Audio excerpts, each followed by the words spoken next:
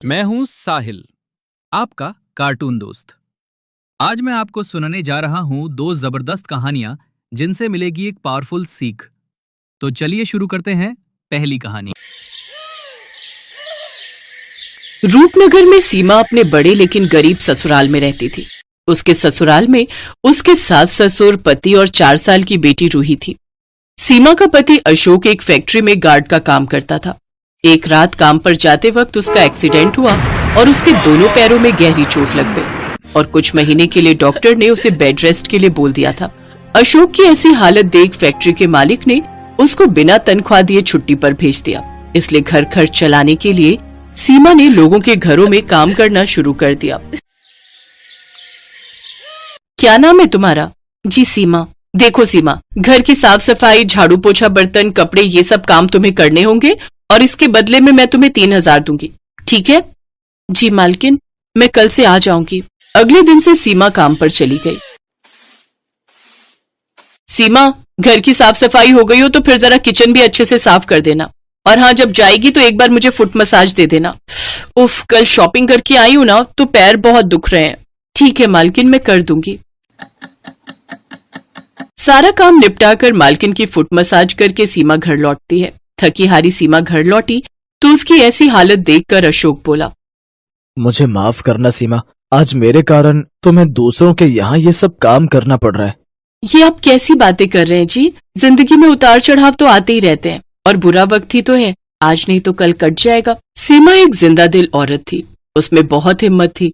वो हर मुसीबत से लड़ना जानती थी। सीमा के ससुराल वाले बहुत ही अच्छे थे। सीमा काम पर जाती तो उसके सास ससुर घर का सारा काम संभाल लेते, लेकिन मालकिन द्वारा दिए गए पैसों से सीमा और उसके परिवार का गुजारा बस उतना ही हो रहा था कि उन्हें 2 वक्त का खाना मिल जाता था।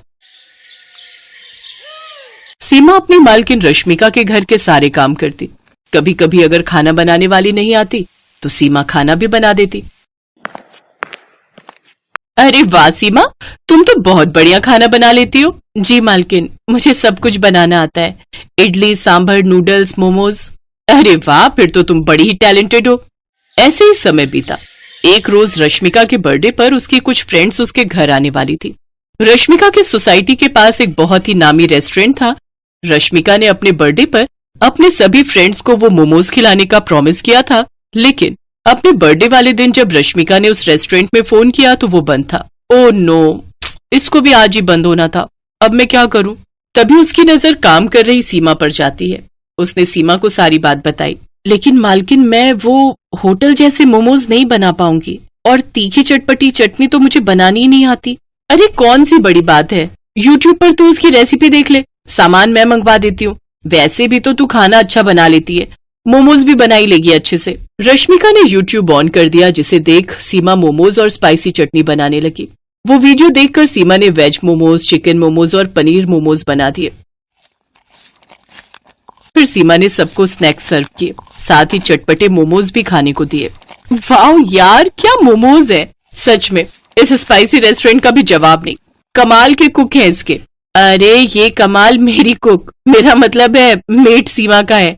वो रेस्टोरेंट तो आज बंद था, इसलिए मैंने इसे ही बोल दिया बनाने को। क्या सच में? लेकिन इन्हें खाकर तो ऐसा लग रहा है जैसे किसी महंगे रेस्टोरेंट से मंगवायो। सचमुच जवाब नहीं इसका। उन सब ने ज्यादातर मोमोज ही खाए। सबको मोमोज इतने पसंद आए कि मोमोज ही कम पड़ गए। सीमा भी अपनी तारीफ सुनकर बहुत खुश थी। घर आकर उसने ये बात अपने ससुराल वालों को बताई। हमें तो पहले ही पता था हमारी बहू बड़ी हुनर वाली है, जो भी काम करती है दिल से करती है और उसमें जान डाल देती है। ऐसी बात है तो माँ कभी हमें भी मोमोज बनाकर खिलाओ, वो भी चटपटे वाले।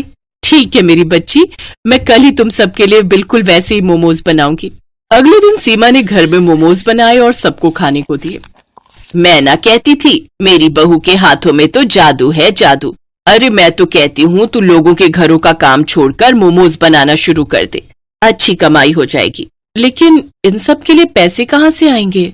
मैंने कुछ पैसे जोड़ कर रखे हैं बहू। जब राशन के लिए पैसे देती थी तो उसमें से मैं थोड़ी बचत कर लेती थी बुरे समय के लिए। अब उन्हीं पैसों से मोमोज बनाने का सामान आएगा। सीमा की सास कनस्तर में छुपाए हुए उन पैसों को ले आती है और सीमा को दे देती है, लेकिन वो सिर्फ 1800 रुपए ही थे। ये देख सीमा उदास हो जाती है। क्यों उदास होती है बहू? हर काम की शुरुआत छोटे से ही होती है। आप ठीक कह रही हैं माँ जी, अब मैं इसी से अपना काम शुरू करूंगी। अगले दिन से सीमा ने रश्मिका के घर का काम छोड़ दिया। फिर वो बाजार गई और मोमोज बनाने का सामान ले आई। सामान लाते वक्त उसकी नजर रास्ते में एक टोकरी वाले पर गई। ठेला तो बहुत महंगा आएगा, तो क्यों ना मैं टोकरी में ही मोमोज रखकर बेचूं। ये सोचकर सीमा ने टोकरी ले ली और घर आकर सारा दिन मेहनत करके उसने मोमोज और चटपटी चटनी बनाकर तैयार कर ली। फिर शाम को सीमा अपने सर पर मोमोज और चटपटी चटनी के साथ में म्यूनिस से भरी टोकरी लेकर उन्हें बेचने निकल गई। वो गली मोहल्लों में घूम घूम कर चटपटे मोमोज बेचने लगी। चटपटे मोमोज ले लो, स्वादिष्ट स्वादिष्ट चटपटे मोमोज, जो एक बार खाएगा उंगलियां चाटता रह जाएगा। तभी एक औरत उसके पास आई। अच्छा अच्छा, ऐसी बात है, जरा लगा तो एक प्लेट, मैं अभी तो देखूं कितने चटपटे मोमोज हैं तेरे। वैसे कितने की है एक प्लेट? जी 30 रुपए। धीरे धीरे सीमा के पास और भी ग्राहकों की भीड़ लगनी शुरू हो गई। कुछ ही देर में सीमा की सारी टोकरी खाली हो गई। वो खुशी खुशी घर गई और सारी बात बताई। अगले दिन वो और भी ज्यादा मोमोज बनाने का सामान ले आई। आज ग्राहक बेसब्री से उसका इंतजार कर रहे थे। कल इसी वक्त तो आई थी वो चटपटे मोमोज वाली, ना जाने कहाँ रह गई। मेरा बड़ा मन कर रहा है उसके हाथ के मोमोज खाने का। कुछ ही देर बाद सीमा वो मोमोज लेकर पहुंच गई। उस दिन भी उसके सारे मोमोज बिक गए। आज उसकी पहले से भी ज्यादा कमाई हुई। अब सीमा हर रोज वहां मोमोज लाकर बेचती। एक रोज जब वो घर पर थी तो एक सेठ उसके घर पर आया। क्या तुम ही वो चटपटे मोमोज वाली सीमा हो?